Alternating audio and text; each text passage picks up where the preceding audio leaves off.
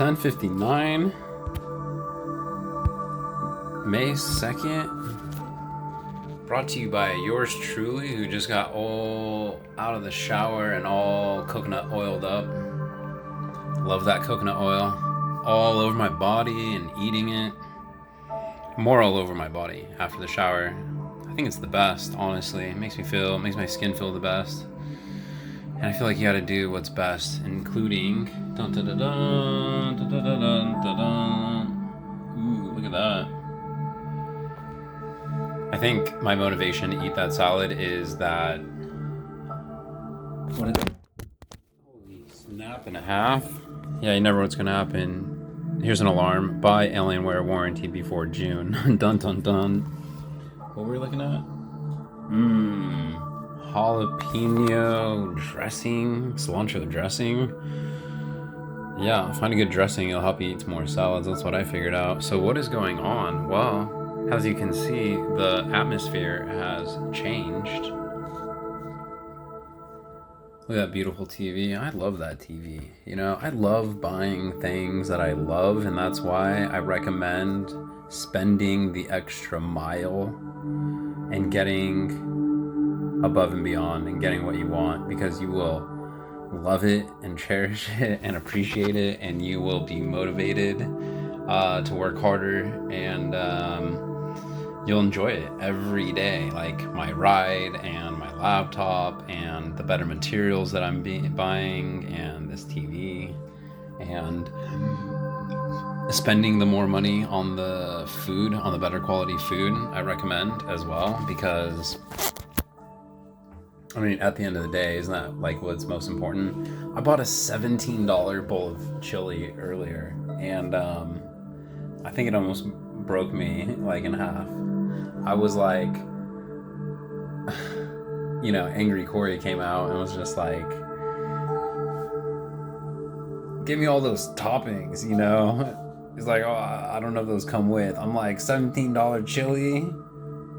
All those toppings come with, you know what I'm saying? And then I'm like, you brim that bowl. And he's like, you know, shortchanging that bowl. And I'm just like, I was like, brim that bowl. You brim it more, put the more all the way to the top. I don't need a lid. I want an ice cream scoop rounded out. You fill it to the top plus then some. And then when he does it, I was like, you put the toppings inside? I wanted the toppings on the side, right? Because, I mean, if you put my toppings inside, I'm losing out on room for more chili. You see what I'm saying? And when you're spending $17 for a bowl of like what looks like, I don't know, 8 ounce, maybe 12 ounces of chili, I'm like, I want you put the toppings in? I'm losing this much chili. He was nice enough to offer me some chili on the side, and the thing was, he put in a full like cup, and I was like, I don't, you know, no, I just need the compensation for the toppings. But he hooked it up, and I ate it all, and it was freaking delicious. And it's interesting because I've been focused more on a plant-based diet, but I almost felt like something was lacking, you know? And like, as much as like McDougall tells me, don't eat the animal products, don't eat the, you know, animal protein. Interesting enough, on my audiobook, my favorite one, the Skin Cancer Miracle, he talks about how just the vegetarian like diet isn't enough to sustain us, and some professional health dietitian dying young because of it, and that we need some good sources of animal products, and in our diet. I freaking love, I cannot, like, that is like my holy Bible. That is like the best freaking godsend I could ask for, is that audiobook. And don't get me wrong, like, I love Dr. McDougall and telling me how good, like, all these stay away from like all that stuff, and to to eat more like starchy and the potatoes, the pasta, the rice, beans, lentils, and focus on all that and stay away from all that other stuff like the dairy, the the milk, the animal products, and that's the stuff that's really killing us. But I do feel like the skincare miracle. I gotta find out what his name is, but I think I believe him, and I think we do need some animal products. And he's talking about just getting like the cleanest, healthiest sources of that, and I feel like that is a important role. Is a lot of it is bad because of what our source is. I feel like because of all the chemical plants and what the animals are eating is what's in their system, and then that's what we're eating. So if they're not healthy, then how can they produce anything healthy? So I agree, and that's why this chili was $17, was because it came from like supposedly like a super healthy source. Interesting. I just got to a chapter that he's talking about, and I'm so fascinated with it. He's talking about the certain areas in the world, and there's one, Luma Linda in California, like an hour away from here. Was one of the places he was talking about, and it's about longevity and how some of these places are just known for people living a long, healthy lifestyle, and living to 100. He was even, and so and he talks about like what they eat and what their daily like activities are. So like you hear some of the same themes, but like for some reason, if he says for instance goat milk or whatever, just like vegetables from the garden, or rice or lentils, beans, like if he keeps this area talks about it, and this area eats it, talks about it, then it's like, okay, wait, there's a theme going on over here, and it's like these people are eating certain types of food, they're living a certain type of lifestyle, they're staying away from certain stuff, they're doing some stuff right, and they're living to 100. He was even talking about how some people, or how we can live to 140, 160, and he was even talking about some motherfucker living, I don't know if it was like India, to 250. He lived to 250 years old, and he recommended like sleeping like a dog and breathing like I don't know, some calm animal. I gotta find out. I can't wait to like re-listen to it. But I love hearing about someone living to 250, and I love how standards are like 140, 160 in certain places, and that's the 250 is like hard to believe. Like, you're telling me some mofo went through like 20 wives or something, outlived like 20 wives or something like that, like, or had something, I don't know, but he lived to like 250, and like that is like so hard to even like believe. But the interesting thing is, I'm not even like hung up on like I mean, I kind of am, where I'm just like, do I believe this? Like, do I believe this? Like, come on, like that's so hard. Like, you live to 250? Because I'm surrounded by a bunch of people that are dying in their 50s or 60s. I mean, I'm not surrounded, but it just sounds like it. That average American life, is living to like early like 70s, is like so speaking. And that seems like the dying rate, like 70. I'm thinking, holy shit, this isn't, no, that I don't want to believe that. Okay, I don't want that to be the standards, and it is because of the lifestyle that people are living, and I feel like it's society that's all about money and depopulating the planet, and so they're just pushing this super unhealthy lifestyle. They're pushing all these unhealthy foods and products on people, and they're pretty much just raising us, like they're raising chickens and cows and the rest of the animals, to where they over like feed these animals and they get really fat really quick and they die out really fast. Does that sound familiar? Because that really sounds like the United States as a whole. They're telling people to eat 3 or 6 times a day, to have Twinkies in between meals, to have all this milk, that you need milk as much as you need oxygen. Like, it's so twisted up.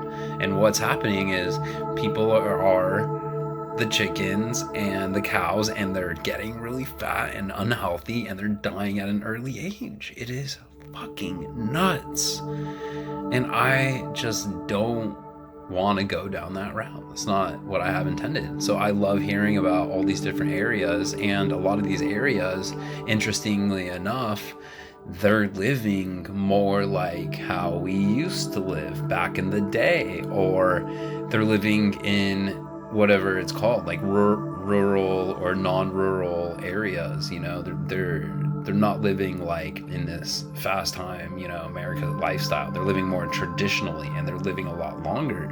And it's like, I feel like we forgot, like we lost sight, in America, like of what's important. And, it's really sad, and it upsets me that they push all this wrong on us. Everything is so wrong that they put on us. It's so messed up. The Western society is so twisted up, and it's all just corrupt and evil, and money and power. And so it's like, this guy is telling me to stay away from the doctors, stay away from surgery, stay away from the medicines, stay away from the procedures, because they will just eat you up, all your money, all your health, and spit you out and leave you just dead and corrupt, or decrepit, and just broken.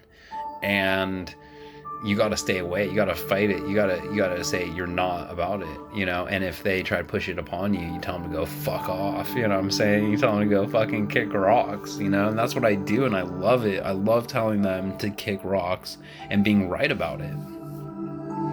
Man, I can tell you some stories if I haven't already, but I get so passionate about this, and it's not even like the stuff I want even to talk about. I want to talk about my life, and the whole how I just moved, and I'm living in Huntington Beach, and I'm not in Montana. And I just got home from work, and I got a second interview at another restaurant, and I'm thinking, oh my god, last thing I wanted to do was go back to work and be in that face diaper of enslavement, because I can't breathe in that mask, and then take on another job and wear another mask. Now you're talking about wearing a mask during the day and then wearing another mask at night. Oh my god. But the thing is, I'm like, EDD's like not paying me. My buddy at work comes up to me, he's like, haven't gotten paid from EDD in fucking 6 weeks. And I'm thinking, well, it's been like 8 or 10 for me. What the hell is going on? And so now I'm getting scared into like having to make money. And that endless summer that I wanted to take time off for this mask to come off and to just collect the EDD is now all of a sudden becoming, well, the park's opened up, right? So here you are at Naples, and Disney's opening up, so it's getting busy. So now we need you not 1 day, not 2 days, not 3. We need you for 4. And then it's like, we want to call you in for a second interview. We're going to offer you a job. What are you going to say? You going to take another job? Oh, well, I can only work all days, and then I can work all nights here. And now I'm just stuck in this fucking mask, And I just wish I was pursuing my side hustles, like my business, like my cereal, like Corey's from the Earth cereal, or my passion for that food truck concept with the oats and everything. And then my YouTube channels, and I just wish I was like really on that, to where I was like picking up a lot of momentum and a lot of skill and a lot of success, and my passions brought me enough financial resources so that I wouldn't have to be a server. Am I going to be a server for the rest of my life? If I live to 140, if I live to 250, am I being a server for 250 years on this planet? I mean, like, so I need to have, my buddy at work, Speed Racer, was talking about having like an end game. What are you going to do with all this money? It's such a great question. And can you see yourself working at that restaurant? Can you see that as like a home? And the question is, at Naples, I do see myself at a home, but this other place, I don't know. And it doesn't mean I can't try it out. And if it doesn't work out, I mean, I've left a job on the first day of training being like, you know what? I'm not feeling this. I'm Audi's 500. And the nice thing is, it's nice to be desperate for a job. It's nice to be financially secure and have a job and be able to say, hey, you know what? I like it. I don't like it. It's not for me. So you know what? I'm going to leave on the first day. I'm going to leave on the first week, 2 weeks in. I can walk out at any time and just be like, you never existed in the first place. You know what I'm saying? This was a trial for me. You're trying me out. I'm trying you out. You could say goodbye to me. I can say goodbye to you. And then I got to ask myself, if I take this job, that means I don't have room for another job, and what's the best second gig? I'm trying to get closer to the beach. But it'd be nice. I feel like if I was working like right on the beach at some awesome restaurant, I want to be clearing 3, 4, 5, 600 a night. You know what I'm saying? I want to be making bazank, baby doll. Anyways, so not in Montana, not in Orange. I am in Huntington Beach, and the crazy thing is, it could change in a month. Who knows where I end up? But I gotta eat this salad because it's getting late. I got oats that are not looking so hot anymore, and I can't wait to stuff my face and to drink some water. I gotta go. I gotta find some movie better than Mortal Kombat on. You know what I'm saying? I gotta find it. I gotta find that awesome movie to watch right now. So, peace out, Girl Scout. Signing out, Bangarang style. Old C Money.